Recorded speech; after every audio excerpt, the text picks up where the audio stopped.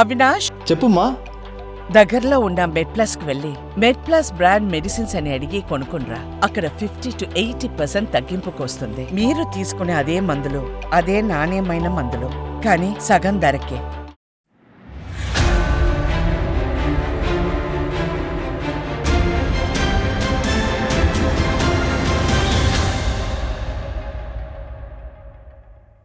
నమస్తే, welcome to స్వతంత్ర focus. Maharashtra assembly ఎన్నికలు తరుముకొస్తున్నాయి. ఈ నెల 20న ఇక్కడ ఎన్నికలు జరగబోతున్నాయి. ప్రస్తుత ఎన్నికల్లో 6 రాజకీయ పార్టీలు ప్రజల ఆశీర్వాదం కోరుతున్నాయి.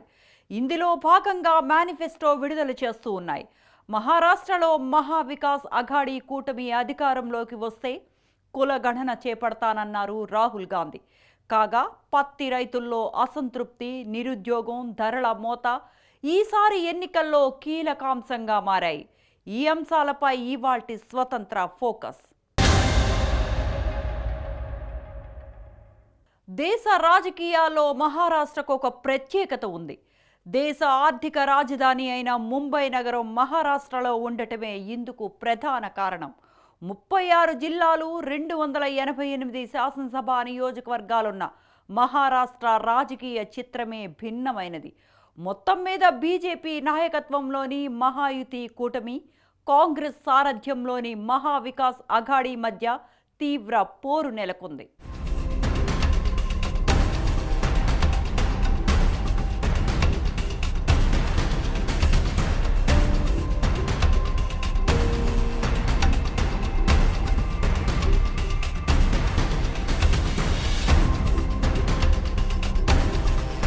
మహారాష్ట్రలో రాజకీయ వాతావరణం వేడెక్కింది. ఈ నెల 20న జరగనున్న అసెంబ్లీ ఎన్నికలలో 6 రాజకీయ పార్టీలు ప్రధాన పాత్ర పోషిస్తున్నాయి.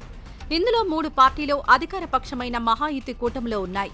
కాగా మిగతా 3 రాజకీయ పార్టీలు ప్రతిపక్ష కూటమి అయిన మహా వికాస్ ఆఘాడీలో ఉన్నాయి. జాతీయ పార్టీ అయిన కాంగ్రెస్, శరద్ పవార్ నాయకత్వంలోని Nationalist congress party, Uddhav Thackeray నాయకత్వంలోని శివసేన ఈ 3 మహా వికాస్ ఆఘాడీ కూటమిలో ఉన్నాయి.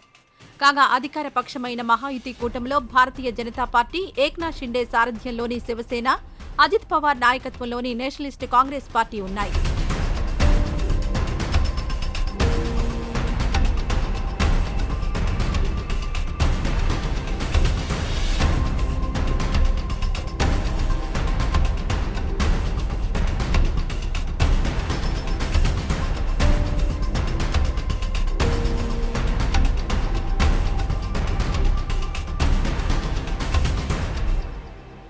మొత్తం మీద 2 జాతీయ పార్టీలు, 4 ప్రాంతీయ పార్టీలు మరికొన్ని రోజులలో అసెంబ్లీ ఎన్నికలలో హోరాహోరీగా తలపడబోతున్నాయి. నవంబర్లో జరగనున్న అసెంబ్లీ ఎన్నికలకు ఒక ప్రత్యేకత ఉంది.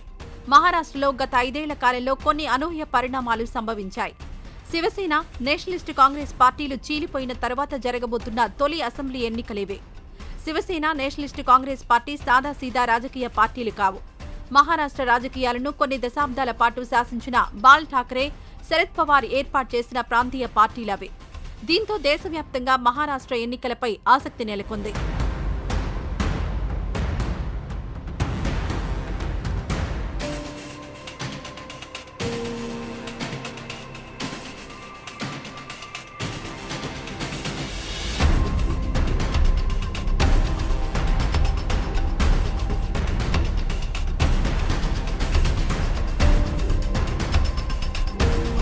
మహారాష్ట్ర అసెంబ్లీకి చివరిసారి 2019లో ఎన్నికలు జరిగాయి. 2019 ఎన్నికల్లో బీజేపీ, శివసేన పొత్తు పెట్టుకుని పోటీ చేశాయి. ఈ ఎన్నికల్లో బీజేపీకి 105 సీట్లు రాగా ఉమ్మడి శివసేనకు 56 సీట్లు దక్కాయి. అయితే ముఖ్యమంత్రి పదవి విషయంలో బీజేపీ, శివసేన మధ్య విభేదాలు తలెత్తాయి. దీంతో కాంగ్రెస్, ఎన్సీపీతో ఉమ్మడి శివసేన పొత్తు పెట్టుకుంది. ఆయా పార్టీల మద్దతుతో శివసేన ప్రభుత్వాన్ని ఏర్పాటు చేసింది. శివసేన అగ్రనేత ఉద్ధవ్ ఠాక్రే మహారాష్ట్ర ముఖ్యమంత్రిగా పగ్గాలు చేపట్టారు. అయితే 2022లో శివసేనలో అనూహ్య పరిణామాలు సంభవించాయి.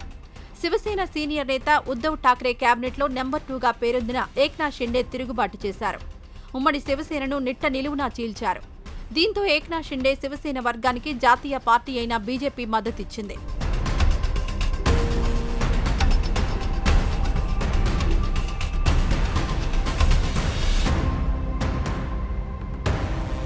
దీంతో ఉద్ధవ్ ఠాక్రే ప్రభుత్వం పడిపోయింది. బీజేపీ మద్దతుతో ఏక్నాథ్ షిండే మహారాష్ట్ర ముఖ్యమంత్రి అయ్యారు. ఇదిలా ఉంటే ఏక్నాథ్ షిండే కేబినెట్లో మాజీ ముఖ్యమంత్రి బీజేపీ సీనియర్ నేత దేవేంద్ర ఫడ్నవీస్ ఉప ముఖ్యమంత్రిగా చేరారు. శివసేన బీజేపీ సంబంధాలలో ఇదొక ట్విస్ట్. ఇదిలా ఉంటే 2023లో శరద్ పవార్ నాయకత్వంలోని నేషనలిస్ట్ కాంగ్రెస్ పార్టీలో కూడా చీలిక వచ్చింది. ఇక్కడ శరద్ పవార్ నాయకత్వంపై తిరుగుబాటు చేసింది ఎవరో కాదు, ఆయన సమీప బంధువు అజిత్ పవారే. శరద్ పవార్తో విభేదించిన అజిత్ పవార్ తన వర్గంతో సహా అధికార పక్షమైన మహాయుతి కూటమిలో చేరారు. అంతిమంగా ఏక్నాథ్ షిండే కేబినెట్లో అజిత్ పవార్ ఉప ముఖ్యమంత్రిగా చేరారు. ఇదిలా ఉంటే మహాయుతి కూటమి ముఖ్యమంత్రి అభ్యర్థిగా ఏక్నాథ్ షిండేను కొన్ని రోజుల కిందట బీజేపీ అగ్రనాయకత్వం ప్రకటించింది. దీంతో ఏక్నాథ్ షిండే 2.5 ఏళ్ల పాలన సాధించిన విజయాలను ప్రచారంలో పెట్టాలని మహాయుతి కూటమి నిర్ణయించుకుంది.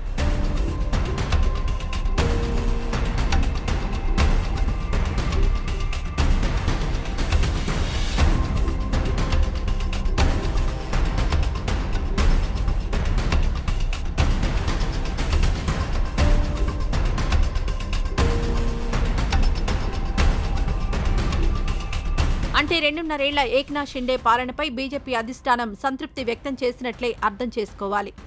ఏక్నాథ్ షిండేను ముందు పెట్టి మహారాష్ట్ర రాజకీయాల్లో చక్రం తిప్పాలన్నది బీజేపీ ఆలోచనగా కనిపిస్తోంది. మొత్తం మీద బీజేపీ అధిష్టానం దృష్టిలో ముఖ్యమంత్రి ఏక్నాథ్ షిండే మార్కులు కొట్టేసినట్లే భావించాలి. ఈ నేపథ్యంలో ఏక్నాథ్ షిండే రాజకీయ ప్రస్థానం చూద్దాం. ఏక్నాథ్ షిండే పూర్తి పేరు ఏక్నాథ్ శంభాజీ షిండే.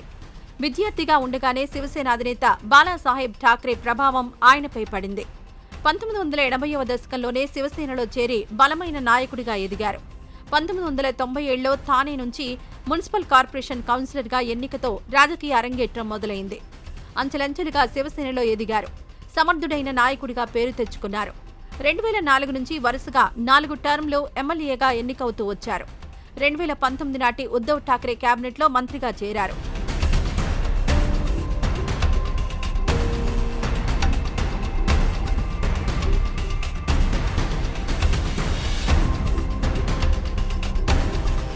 చాలా కాలం పాటు అర్బన్ డెవలప్మెంట్ మంత్రిగా పనిచేశారు. ప్రస్తుతం థానేలోని కోప్రి పచ్ పక్కాజీ నియోజకవర్గం నుంచి ఎమ్మెల్యేగా కొనసాగుతున్నారు. విద్యార్థిగా ఉండగానే శివసేన అధినేత బాలాసాహెబ్ ఠాక్రే ప్రభావం ఆయనపై పడింది. 1980వ దశకంలోనే శివసేనలో చేరి బలమైన నాయకుడిగా ఎదిగారు. 1997లో థానే నుంచి మున్సిపల్ కార్పొరేషన్ కౌన్సిలర్గా ఎన్నికతో రాజకీయ అరంగేట్రం మొదలైంది. ఈసారి ఎన్నికల్లో మహాయుతి కూటమి విజయం సాధిస్తే ఏక్నాథ్ షిండే రెండోసారి మహారాష్ట్ర ముఖ్యమంత్రి అవడం ఖాయం. ఈ మేరకు బీజేపీ అధినాయకత్వం నుంచి ఆయనకు గట్టి భరోసా లభించిన సంగతి తెలిసిందే. ఇదిలా ఉంటే ప్రస్తుతం ఉప ముఖ్యమంత్రిగా ఉన్న దేవేంద్ర ఫడ్నవీస్ జాతీయ రాజకీయాల్లోకి వెళ్తారన్న ప్రచారం జోరుగా సాగుతోంది. దేవేంద్ర ఫడ్నవీస్ బీజేపీ జాతీయ అధ్యక్షుడి రేసులో ఉన్నట్లు ముంబై రాజకీయ వర్గాల సమాచారం.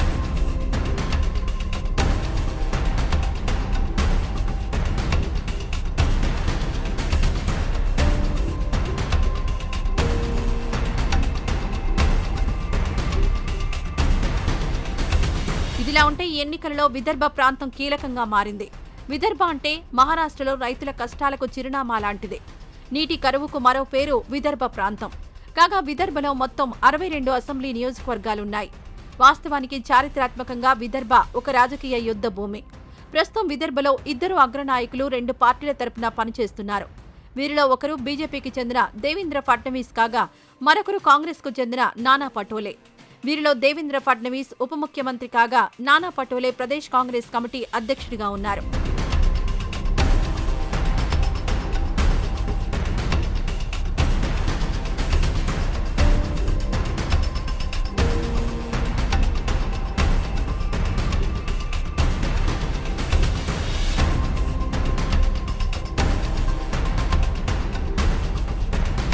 దేవేంద్ర ఫడ్నవీస్, నానా పటోలే ఇద్దరు నాయకులకు విదర్భ ప్రాంతంలో అనుబంధం ఉంది.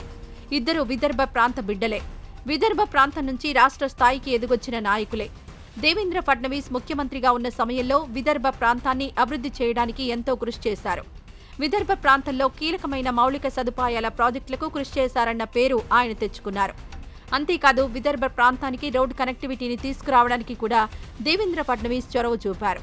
విదర్భను కష్టాల కడల నుంచి బయటపడేయడానికి దేవేంద్ర ఫడ్నవీస్ కృషి చేశారంటారు రాజకీయ విశ్లేషకులు. అంతేకాదు విదర్భను మహారాష్ట్రలో మిగతా ప్రాంతాల్లాగా అనేక పారిశ్రామిక వ్యవసాయ సంస్కరణలను కూడా దేవేంద్ర ఫడ్నవీస్ ప్రవేశపెట్టారు. తీవ్రమైన సంక్షోభం నుంచి విదర్భ ప్రాంత రైతులను గట్టెక్కించడానికి అనేక పథకాలు తీసుకువచ్చిన ఘనతను దేవేంద్ర ఫడ్నవీస్ సొంతం చేసుకున్నారు. కాగా ప్రదేశ్ కాంగ్రెస్ కమిటీ అధ్యక్షుడిగా ఉన్న నానా పటోలేకు కూడా విదర్భ ప్రాంతంలో మంచి ఫాలోయింగ్ ఉంది. మరీ ముఖ్యంగా గ్రామీణ ఓటర్లలో ఆయనకు ప్రజాదరణ ఉంది. రైతుల హక్కుల కోసం అనేక పోరాటాలు చేసిన ఘనత నానా పటోలే సొంతం. ఇదిలా ఉంటే విపక్ష కూటమి మహావికాస్ ఆఘాడీ విజయం సాధిస్తే ఓబీసీ వర్గానికి చెందిన నానా పటోలే ముఖ్యమంత్రి అవుతారన్న ప్రచారం కూడా విదర్భ ప్రాంతంలో జోరుగా నడుస్తోంది. ఈ సంగతి ఎలాగున్నా అసెంబ్లీ ఎన్నికల్లో విదర్భ ప్రాంత ప్రాధాన్యాన్ని ఎవరూ కాదనలేరు.